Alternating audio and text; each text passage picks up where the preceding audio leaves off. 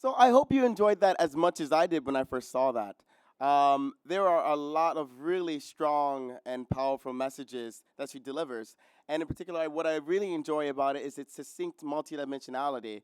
In 5 minutes, or under 5 minutes, essentially, she's gone through everything dealing with social, historical, theoretical, and applied linguistic phenomenon having to deal with African American English. Now, she does mention that she is tri-dialectal, and what we are going to be dealing with in this presentation is bidialectalism, or Standard American English and African American English. So, history. Let's talk about it. Where does African American English actually come from? All right. Now, there are two major schools of thoughts that deal with this. The first one is what we call the Creolist hypothesis. You can see the authors have done extensive research on that listed there, which essentially states the following: that early African American English is neither a Creole language or was at least partially influenced by Creole speech. Given that slaves from Africa spoke many different languages, and given that some of the slaves in the South spent time in the Caribbean before their forced immigration to the American South, it would have only been natural for a pidgin and then a Creole type language to develop in plantations on the antebellum South. Now, pidgins, Creoles, what are they? Pidgins are a simplified form of language that develop in typical trade situations. There's not a whole lot of grammar, very simple, basic vocabulary, and it's just used to facilitate conversation or communication. What happens with pidgin speakers is that, when they have children, that pidgin starts to creolize, all right? Creolization is a process that adds more grammatical structure to that pidgin, more complex vocabulary. It increases the lexicon of that particular pidgin. All right. Skipping that. All right. Now, the other hypothesis that we look at is the English dialects hypothesis. All right. And it states that speech of slaves in the plantation South was rooted in the varieties of English spoken in the British Isles and brought over by white immigrants to America. For example, poor whites whom slaves would have interacted. Those poor whites in particular were Scotch and Irish. So some of the AAVE features we'll be talking about do have a lot in common with certain syntactic structures that you find in Gaelic or Hiberno forms of Irish English that are spoken, the non-standard varieties. All right. Now, the settler principle, as Green calls it, is basically an idea that was proposed by Don Winford in 1997, which represents a blend of both the Creolist and the Anglicist hypotheses, which is basically a compromise between the two, saying that essentially African American English, how it was formed, does have Creole roots and more of an Anglican root to it as well. That position is one that I personally take. I mean, you can definitely do more research on it, but I do believe that the blend of the two is definitely more realistic and more likely in terms of the African American English that we get today. So African American English was never a Creole, but it was created by African slaves. AAVE developed out of a contact between Europeans and Africans in the South during the 17th century. And this variety continued to develop gradually in contact with situations with Creole varieties and varieties spoken by colonial settlers. Green adds, then, the continuing process of adaptation resulted in certain degrees of substratum influence from other languages spoken by Africans, including African languages, and restructured, especially creolized varieties of English. As a result, the variety that we refer to as African American English emerged. So, the themes in the video that Jamila was talking about: broken English, nomenclature. What do we call it? The first time, it's really funny actually. Whenever I bring up African American English, or I say African American Vernacular English, people look at me like I am crazy. They say, "What? African American Vernacular English? Like ghetto talk? Like slang? Like hip hop rapper? Yo, yo, yo, what's up?" I'm like, no, man, like actually African American Vernacular English. It's a thing, all right? But no one ever believes me. So when I do try to explain it to them, I have to keep in mind that the name has changed over time. I love this quote in particular because this comes from dictionary.com, mind you. And it's a quote saying, is it Black English, Afro-American English, African-American vernacular English, or what? Confusion about what to call this dialect is understandable. Its name has changed frequently in both the linguistic literature and popular discourse. But upon closer examination, we can see that its nomenclature has evolved logically, in keeping for the most part with changes in how African Americans have referred to themselves, and in turn, been referred to by others. Looking at a list of the labels over time, we see that it was once referred to as Negro dialect, non-standard Negro English, American Negro speech, Black communications, Black dialect, Black folk speech, Black street speech, Black English vernacular, Black vernacular English, Afro-American English, African English, African American language, and now what I've entitled my presentation, African American vernacular English. Now, obviously, one of the words that wasn't on that list was Ebonics, all right?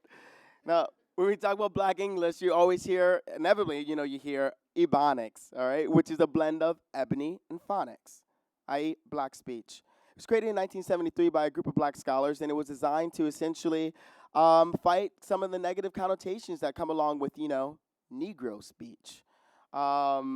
It spread to popular vernacular after the Oakland School Board resolution in 1996 in Oakland, California, where officially the school board announced that African American speech was a primary language for its students. Now, language and politics is a completely different lecture. It's another different talk completely, but that lashed out. There was a lot of political backlash to actually the acknowledgement of Black speech and the idea that you can have an entire population speaking this.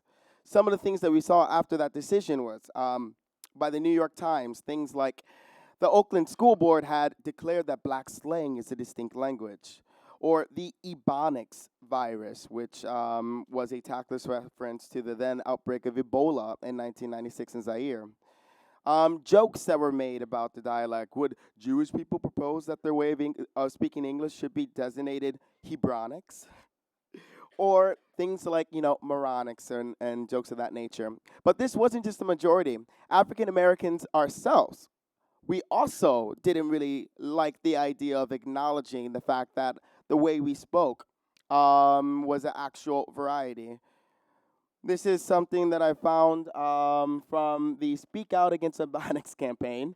I has a dream. And it was sent out from Black professionals who, and I quote, if you think Ebonics has become a controversy because white America doesn't want us messing around with their precious language, don't. White America couldn't care less what we do to segregate ourselves. So there's this idea here of speaking vernacular English and not being a part of the mainstream, or the mainstream not accepting us. There seems to be something going on here in terms of language prestige. And we'll talk a little bit more about that later. Black English and African American English, right? So now we're starting to get to more of the scientific definitions, or what we use, we linguists use to describe this distinctive language variety. And anytime you see Black English or African American English, this includes standard English or mainstream American English usage in it, okay? So Black English and African American English includes the standard features of English that you find in Black speech. Now, when I say African American vernacular English, this is an important distinction. This term highlights the non-standard usages, the mainstream American English usage of the variety, all of the cool distinctive features that give African American vernacular English, or African American English, its flavor, if you will. So, linguistics, what is it? All right. So, linguistics 101 is basically, linguistics is a scientific study of language. All right. Now, within our community, there has been a little bit of controversy over, what actually constitutes as a linguist. Some people take the first definition listed in the dictionary as a person who speaks a lot of languages. Others do not. So I propose that there are polyglots, there are linguists, and polyglot linguists. For me, linguistics is more about the descriptive nature of language. We have these two ideas of prescriptivism and descriptivism. Those who prescribe language are not linguists. All right, linguists do admit that there are certain rules and there is logic and there is order when it comes to language, but we don't really attach, well, we don't attach a judgment to them at all. We simply describe how language works, all right? And we can do this in a variety of different ways. Primarily, the major subfields of linguistics are phonetics, phonology, morphology, and syntax, semantics, and pragmatics. We're going to focus more or less on syntax and semantics because I would talk forever if I decided to do everything today. But using that knowledge of describing language, what are we actually going to be describing in the domain of form and syntax? So, another quote for you.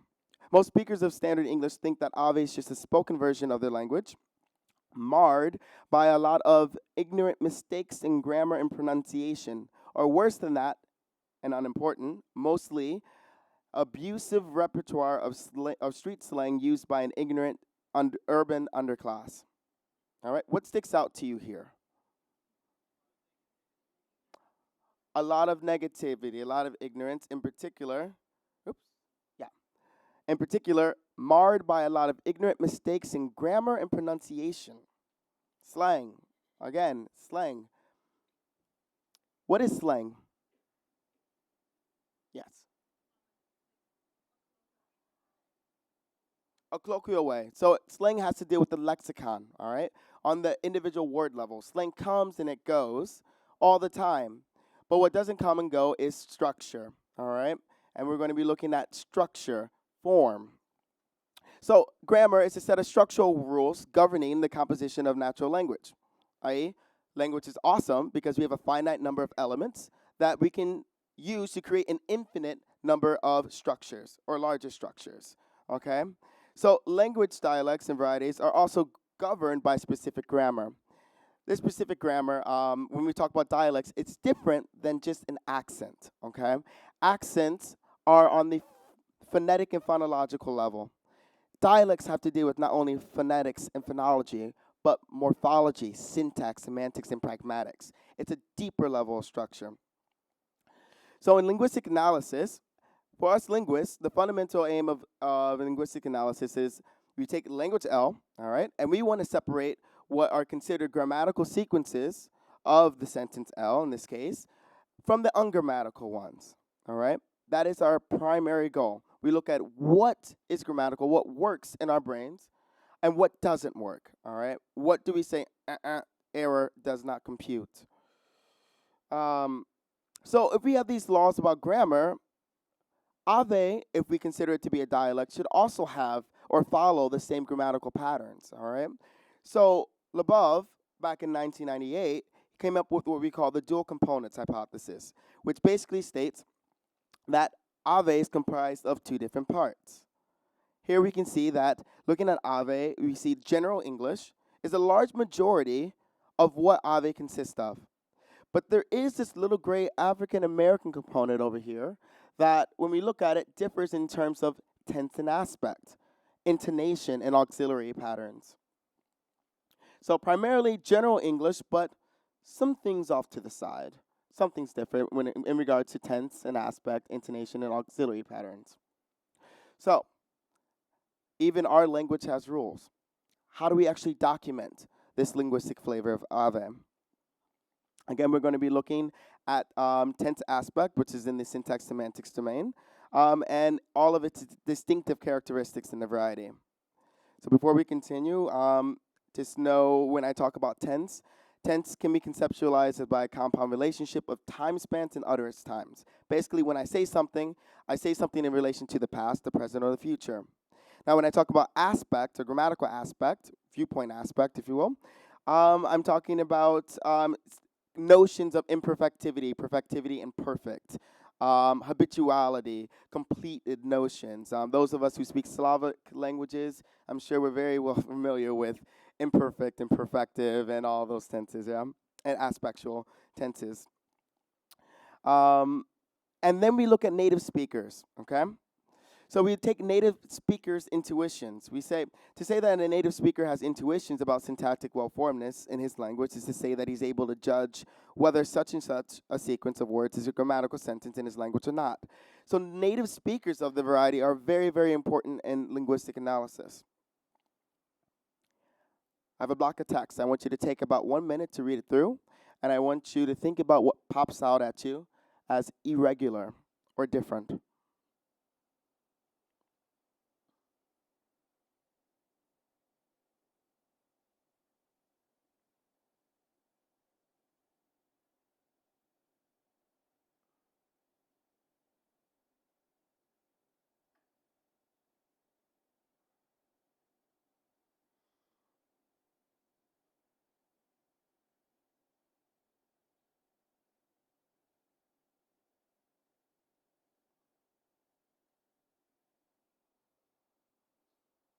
Alrighty.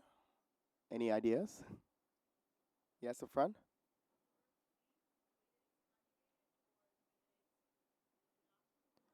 There you go. So the first thing that popped out is the verb to be, or what we call the copula. Sometimes we have what's called copula deletion, or sometimes it's simply the bare form of the verb, the base form of the verb, be.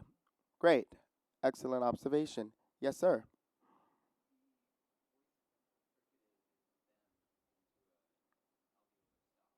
That's right. So theta goes to d. All right. Them, these, for example. Good. That's a phonological difference, and it was typed that way for that reason. Any other differences? Yes? Oh, shoot first, and then you in the back.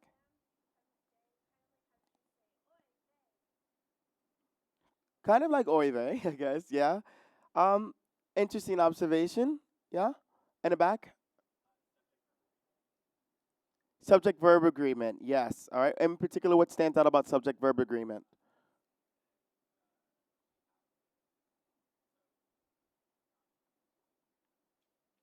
Can you say it a little bit louder? I'm sorry.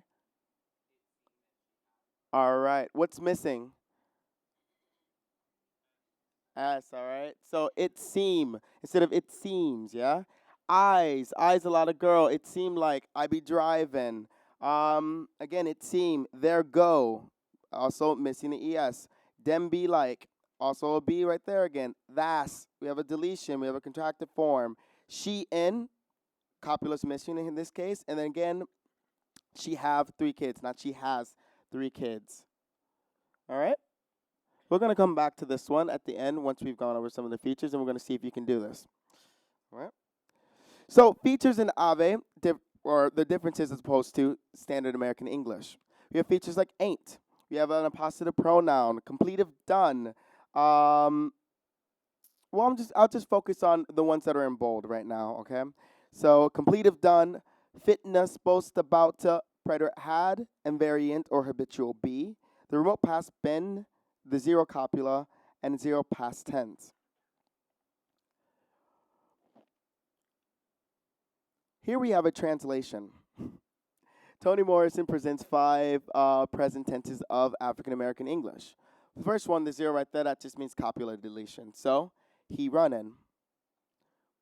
Second sentence, he be running. Third sentence, he be steady running.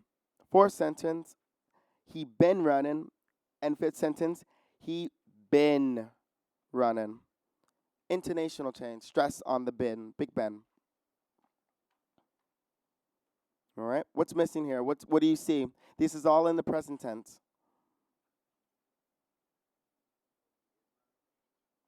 Good. What do we do in standard American English or standard English? Good. So he is running, for example, or he is. We add an adverbial phrase, all right? He is usually running. He be running. We'll talk about why that is in a second. So in this case, this has to do with aspect in African American English. And in particular, we have 3 markers called be, Big Ben, and done. All right? These can be fit there in order to describe an event, how it's happening, the idea of imperfectivity, perfectivity, and perfects. So aspectual be is a verbal or aspectual marker that is different from the auxiliary or copula to be, indicating habitual meaning. It occurs in the environments between verbs, adjectives, nouns, prepositions, adverbs, and can also combine with done, which we'll talk about in a second. For example, looking at the sentence, polyglot conferences be attracting people all over the world.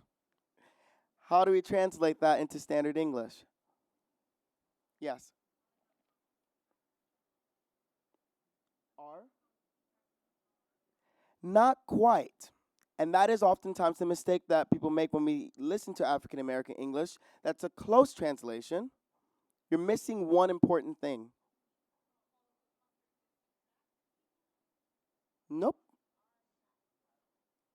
I believe he's it. Say it louder. Usually. The idea of habituality. This is a spectral habitual be. They are usually, it is normal for them to attract people from all over the world. All right?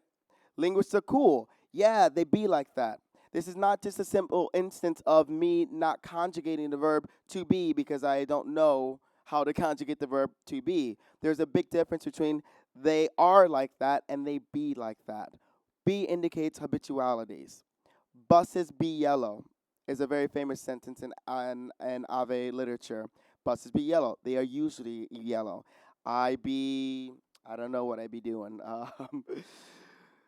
I be learning languages, yeah. For example, is one sentence that is grammatically correct in the variety of African American English.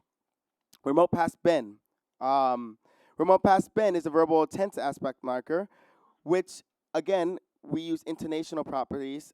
We stress it, and it indicates a state in the remote past. All right. So an example. Ooh, I like them glasses. I didn't know you wore them before. Yeah, I've been had glasses. How many of you have ever heard that before? All right, you say it. So in this case, the remote past, been had something. The translation would be, I've had them for a really, really long time. Very remote past. I had them. And one of my favorites, completive done, which is an unstressed verbal marker that indicates that the resultant state is over, which correlates to more or less the present perfect tense in English. So did you eat? Yeah, I done ate. Or yes, I have eaten. There's a difference when I say I ate something and I done ate something. Just like there's a difference in English in standard English when you say I ate and I have eaten. Okay? All right, good. So with this kind of brief introduction and overview of some of the most prominent features in AAVE, researchers like Green, I love Green, she's amazing. She has gone through and done extensive research on AAVE and come up with an entire verbal paradigm. Things that we can translate, things that stick out. For example, first, second, third, singular, and plural can all be conjugated in the present tense by the base form of the verb. I eat, you eat, she eat, we eat, you eat, and they eat. Same for any of them. She's even given the emphatic affirmational forms and the negative forms. Okay. What we see that sticks out here is that we do have something that's called preterite had, as in I had ate, where we combine preterite had in storytelling with verb ed next to it. Two simple past forms next to one another. All right. So just look at that for a quick. Okay. And it goes on and on and on. And verbal paradigms are very useful for us linguists because it gives us a chance to see how the verbs act in natural environment. What do they like to what do they like to pair with? And it gives us really nice translations from AAVE to standard American English. It's not go, Jenny, go. There we go. All right. So what we see in the verbal paradigms is that main verbs essentially behave as modal verbs. Um, one single verb form can be used with plural subjects. It's one thing. We also see that, again, the copula B doesn't always occur at the surface level. But it does actually have to occur with first person singular or first person singular in the sense of I am. You will never be able to say I is really. That is ungrammatical in this case. And also a cool feature about it is that there is no actual visible distinction between past and present perfect in AAVE. And again, the first form of preterite had plus verb ed. I had ate. I had done. What had happened was. So we can do the same thing with the aspectual features, looking at the environments of be, done, been, and a couple of others. All right. So here we have I be eating, you be eating, he be eating, or I've been eating, I've been ate, I have been ate, I done ate, I had done ate, I should have done ate, I've been done ate, had been done ate, or he done made. I know I'm going very, very quickly. I just want you to see the general idea of how linguists go about classifying or describing language and how we set it up in order to dissect it a little further.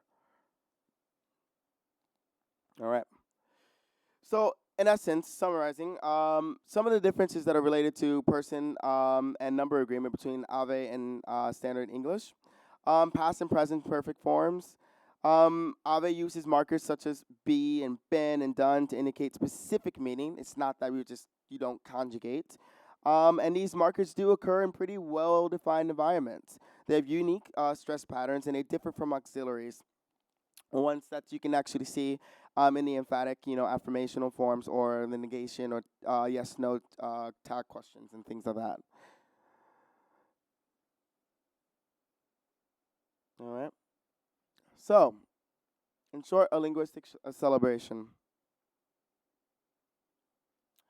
AAVE is very, very interesting for a lot of different reasons that I unfortunately don't have the time to talk about today, but I like the idea of a linguistic celebration. Um, for me, I've lost my place. All right.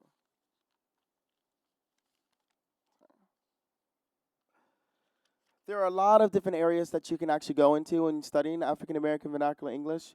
My personal research that I've done is with the construction called done gun, which I know sounds funny, but we look at gun in terms of expressivity. So we have, again, constructions like I done ate, all right?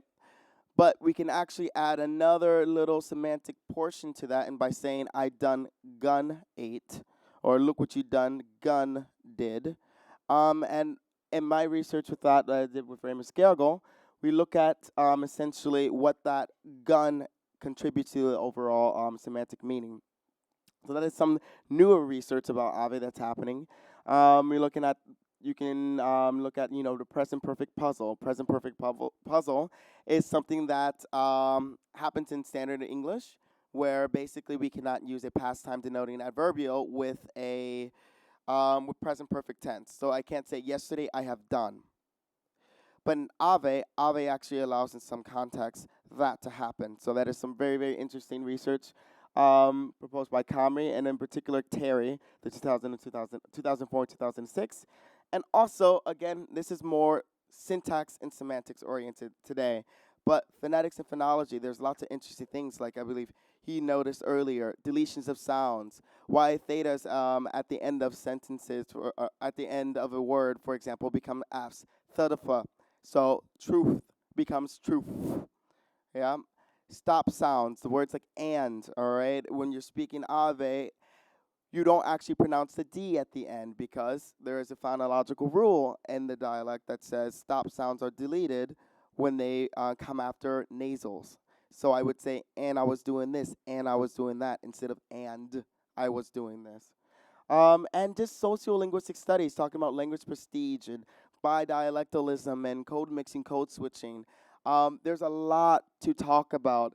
And I love the fact that Jamila mentions the linguistic celebration because this variety has so many cool features, so many interesting features that definitely are worth exploring. So again, I can't talk about everything, which is what I really want to do. So I hope I've whet your appetite to become more interested or aware of African American vernacular speech. Now, it is a bit of a misnomer to say African American speech because you don't actually have to be African American to speak it. It's a language variety. So how do we learn how to speak? We learn how to speak from those who are around, from that environment. So the long and the short end of it is simply AAVE represents, a legitimate variety of standard English, regardless of its perceived language prestige, and adheres to very, very strict linguistic principles in the domains of sound, form, and meaning. And yeah, as language is the strongest marker of culture, AAVE's rich tense and aspectual repertoire is a linguistic reminder of the past. As you say, a socio-cultural marker of both the present and the future. And yeah, that's my presentation. And I hope, I hope that again you go out and you can look at some of the sources that I've cited. There are wonderful works that are done here. And if you have any questions, I'll be outside. You can come up to talk to me. I'm not sure if I've gone over my time. Thank you. So you're not being done just yet? No. We've got time for a couple of questions. So here, oh my God, there we go. I don't know if he'll answer, but Danny sure as hell will. So I have so many questions. So looking at the AAVE that you presented, it sounds like, my cousin in Virginia. But it feels like nobody actually uses all of the things that you talked about. Like, I grew up in the South, but I talked to somebody from the Bronx or Staten Island, and I can barely understand them. They're talking about gods and stuff, and I'm like, what are you talking about? So is there a standard, or do certain regions take different parts of this and put it together into its own thing? Because I don't think anybody, if you actually heard somebody actually using all of that stuff, they wouldn't sound like anything. It would be insane. There is definitely a standard, and you have to remember that not all African Americans even speak AAVE, and the variety, it's because of the diaspora, it's spread out. Now, the most concentrated area where a lot of linguistic research comes from is the church, the Old South, the Baptist, the praise the Lord, hallelujah churches. All right, that is where a lot of it is fossilized. But moving out, yes, it changes. Not all AAVE speakers display or they have all of these characteristics. This is just a compilation of everything of linguistic research presented in a manner that allows us to see what patterns are happening, what occurs, which linguistic environments these features are found or can be heard. So an AAVE speaker from Ohio definitely speaks AAVE differently than somebody that comes from New York or somebody that's living in the South. Does that make sense? Amen to that. I got a friend. She's African American, but she's Haitian. So her parents came over from Haiti, and she speaks French, English, and Haitian Creole at home. And her parents obviously don't speak AAVE, but all her friends do. All her African American friends do. She came from Waltham near Boston, and all her friends speak it, and they make fun of her because she talks like a white person. She says it. She's like, I talk like a white person. Her friends, they're like, she doesn't talk black. She's so funny. She can pass for a white person. They're making Starbucks jokes and whatnot. And so what do you think about black African American people who are prejudiced against those who don't speak African American people? Like, what would you say to them who don't appreciate the term African American vernacular English, and those who prejudice against people like my friend who don't speak it? I mean, that is a very, very difficult question to answer for so many different reasons, for a multitude of reasons, actually. However, I would say that, this presentation isn't meant to say that everybody should go out on the street and say, yo, yo, yo, what's good? Yeah. I attended this presentation at the Polyglot conference, and now I'm speaking AAVE, It's not to say that by any means, okay? This is just to highlight, what the actual variety is. I do believe that there should be a standard, for sure, just in every language. I mean, I lived in Austria for the past 5 years, and the dialects that are spoken in Austria, because they're so radically different from one another, they have to try, and I say try, to speak High German in order to communicate. So yes, there should be a standard form of language that is taught. The issue with, sounding white, that, again, there is a lot of sociolinguistic and sociocultural issues that go with just that statement in itself. Um, so while she might not feel accepted by her community because she does not speak that way, that doesn't mean that maybe that's hindered her chances of getting a job. Linguistic, what do you call profiling? For sure, it definitely happens for those types of speakers. The title of this talk was basically language, dialect, or stigmatized English. And from some of the comments that we've seen and some of the things that I put up here, I think we can kind of gather that AAVE is pretty stigmatized here in the States, right? So hope that kind of answers. I mean, I don't really have an answer for her. Stay strong, sister, you know? I don't know. All right? Yes? Yes. Oh, you have the mic. I'm sorry. I'm kind of curious if you think that the relationship between AAVE and standard American English is kind of analogous to the relationship between like standard British English or received pronunciation and Scots, which is kind of the closest language to English that's also considered a language, but some people would dispute whether it's a language or a dialect. So AAVE, no, I wouldn't say so. Just because you have to imagine that, you know, if you gathered a bunch of people from West Africa who spoke millions and millions and millions of different languages, you put them on a boat, you ship them someplace. They have no way of communicating with each other, let alone communicating with the people who are taking them. And then they arrive in some place, and so they try to learn how to communicate as quickly as possible. Again, starting that pigeon form, right? And then once they arrive, you have some of them that go up north that are on smaller tobacco plantations, and some of them that sit on south in the larger cotton plantations. And the ones that were in the larger cotton plantations didn't have access to standard English, right? They didn't have access to the standard variety of spoken. So those in the South, generally speaking, were around other poor whites, in particular, again, Irish and Scottish. So again, IDUB is a construction that is used in some Irish non-standard dialects, okay? So in that sense, the dialectal that spread, I wouldn't say it goes that far by any means.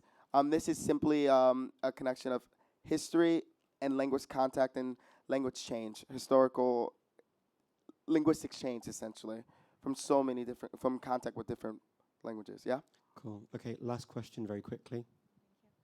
Hi, so I'm not exactly sure how I want to phrase this, but you were talking about dialectism and the importance of sort of having a standard language that is taught. I work in a school that's majority African American, and sort of African American vernacular English and our relationship to it as teachers is a topic that comes up a lot. Like, do we correct? How do we teach them the standard English without stigmatizing what they speak at home? Do you have any advice for teachers who are in a situation like that? Yes, research. A lot of this research is really great because it does show you, it sets up, all right, so this is how they think. This is the language. This is how they express their thoughts. And not, you know, saying, no, that's wrong, but saying, hey, all right, if you use be in this context, simply add this, and you can go from AAVE, your dialect, to the standard. And a lot of these, Green in particular, she has a lot of wonderful research on language in the African American child that I would say would be a really great resource, because you also inform yourself and you're a bit more sensitive to the topic, because people are touchy when it comes to speech and how they speak and how they're corrected. We all know as language learners, if you direct correction, you're like, whoa, whoa, whoa, easy, I'm speaking your language, all right? Versus somebody who likes to be corrected in that manner. So I would say research. Maybe take one of those books, or maybe talk to one of your students about the importance of being able to do both, to have both skills, to be able to communicate to a wider audience, if you will, and what that would do for them in the future. Okay, great. Thank you so much. Thank you.